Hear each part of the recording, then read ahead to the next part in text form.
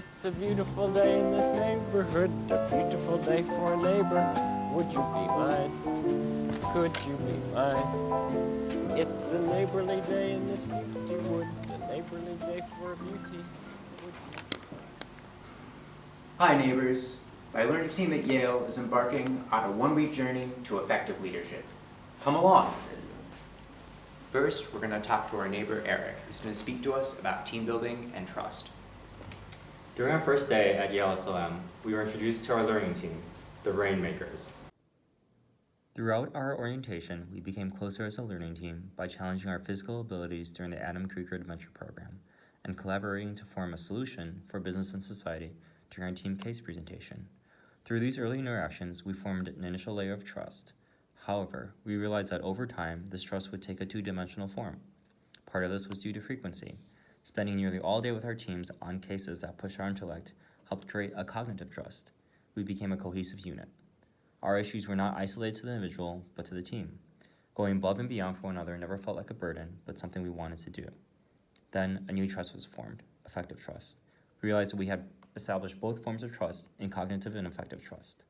Looking back at the matrix, we had migrated from quadrant 1, public, to quadrant 3, hidden, via disclosure. Going above and beyond enabled us to feel more comfortable being vulnerable around one another. This was our effective trust taking its first true form, and throughout the week we would continue to build upon this and further strengthen our teamwork. And now we would like to see how our new forms of trust affect our decision making. Another one of our neighbors, Leon, is going to speak to us about the decision-making process for leaders. Hi everyone. Building on our newfound trust as a team, on the second day we learned about the decision-making model for leadership. Building on our newfound trust, on the second day we learned about the decision-making for leadership model. We read about a study regarding managers' decision-making process over a 2-year period. Notably, more than half the decisions made failed either by falling apart during the 2 years or never even having been implemented. Why is this the case? Why would employees not simply do as they are instructed? As we learned, the social processes by which a decision is made is a better predictor than the purely cognitive. As described in the DMFL model, the level of involvement by the key participants in making the decision, goal alignment, and the competence of the team are key factors in predicting a successful implementation. As someone with an analytical mind, I really appreciate how clearly the DMFL model is laid out. It lists all the factors that need to be considered and leads you to a specific conclusion. When reading our team's leadership style analyses, it is clear, except for one member, that we are more autocratic in our decision making. This was a key takeaway for our team. We are in the MBA program to develop as leaders. As such, we should focus on a more participatory approach when arriving at decisions to benefit our own development. Next, we're speaking to our friend and neighbor Patricia, who's going to talk about group dynamics. So clearly, our team needed a little bit of help. So we turned to the world-renowned design firm IDEO for some inspiration. Our first priority was to ensure we built into our team a culture of flexibility, trust, humility, mental safety, and of course, benevolence. This is Fred, our Lego person who taught us how to be flexible in the way we approach problem solving as a group. In the initial planning phase, our group created a game plan that was shattered when we first saw the Lego man and realized it was built horizontally instead of vertically. There were a few moments of chaos and scramble, but we quickly fell into roles with drawers and checkers self-appointing and the rest of the group falling into supporting roles, proactively seeking spaces to fill and skillfully completing tasks. Our team structure, or hierarchy, and strategy of execution was nothing like we thought it would be in the beginning, but we all worked together to come up with a final blueprint and was able to complete the task successfully. We set aside our egos and trusted that everyone was acting in the group's best interest and looked for ways to support the team. Next, we're going to be speaking with our neighbor Caitlin, who will discuss maintaining our group dynamics going forward. The next test of our power dynamics and team roles was to see if we could survive a hurricane together. In this task, our team was confronted with the many challenges of group decision-making and power structures. It was easy to fall into majority conformity, as we blindly accepted the beef stew would help our diabetic comrade, when in reality, it did quite the opposite. When both Nick and Leon suggested the boat shoes could be beneficial for climbing rocky cliffs, our group was so focused on the majority consensus that we failed to even consider this other resource, when in fact it proved to be one of the most beneficial items. Perhaps another reason for these process inefficiencies was our failure to designate group roles beforehand. Without designated roles, we spent most of our time spiraling down tangents about hurricane wind trajectories before Nick realigned us to our initial strategy.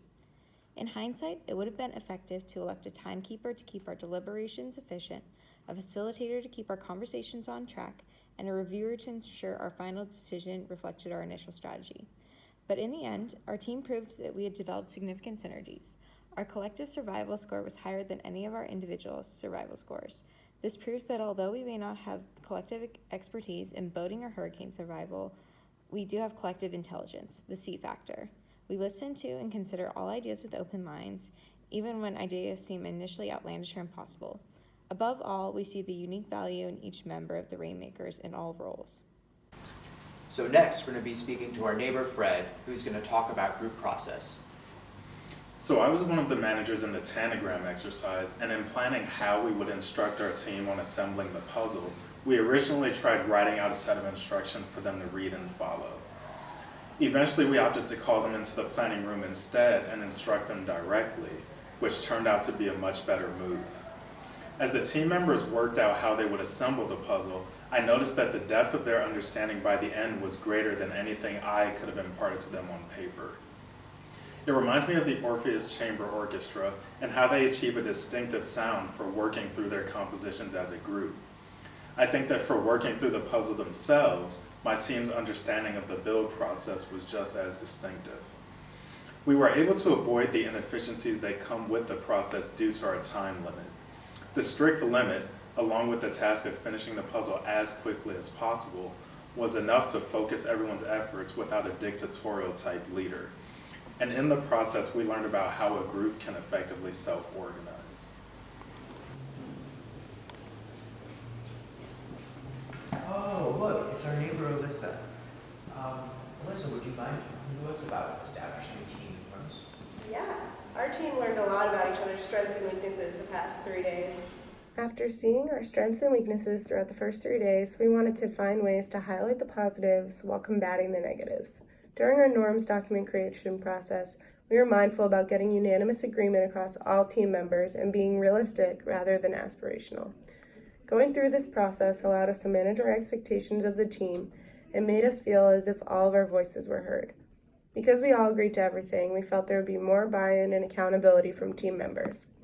While unanimity takes a lot of time, we felt that the task at hand required it. The exercise gave us a new level of understanding around what motivates each of us and how we view our role within a team. The communication was open, honest, respectful, and made me super happy to be part of the Rainmakers. Since high-performing teams regularly update their social contracts to improve effectiveness, I hope that we revisit this document frequently to tweak things that may not work and things we didn't initially realize. Hey neighbor, why don't you Hey. come down here and speak to us about our team growth throughout the week? Sure, let's do it. So great to see you, Mr. Rogers. Nice to see you too. All right, well, at this point, our team had gone through a number of group activities, and we've learned a lot throughout this entire process. So at this point in time, we were tasked with coming up with a statement to address a coworker who was disgruntled with us. And just taking everything we'd learned beforehand, we decided to incorporate more structure in approaching this problem. By doing this, we decided to structure our time from the onset to make sure that we were blocking everything we needed in the process. So in doing this, we were able to clearly define our goals and also create a foundation that we could always point to so that we wouldn't get derailed. We were also more comfortable agreeing and disagreeing with one another. This also allowed us to reach a consensus much more easily than previous scenarios. I would say that our biggest learning from this activity was just that we could possibly incorporate more time to review our final product at the end, because we eventually did get dinged for having a statement that was relatively too long, and so if we had incorporated more time to edit this, we probably would have been in better shape. That aside, when it came time to defend our statement in the classroom, it was also pretty clear that there was some confirmation bias when you're dealing with groups with one identity and there's an incentive to win. That aside, I would say our group was very happy with the end product and we were able to exit the room pleased working with one another. It sounds like our neighbors had many successes and struggles throughout the week. 2 areas of improvement would include instituting a time management process before a project begins, and also establishing a strategic roadmap before we dive into the details. It's such a good feeling to know you're alive. It's such a happy feeling. You're growing inside, and when you wake up, ready to say, I think I'll make a snappy new day.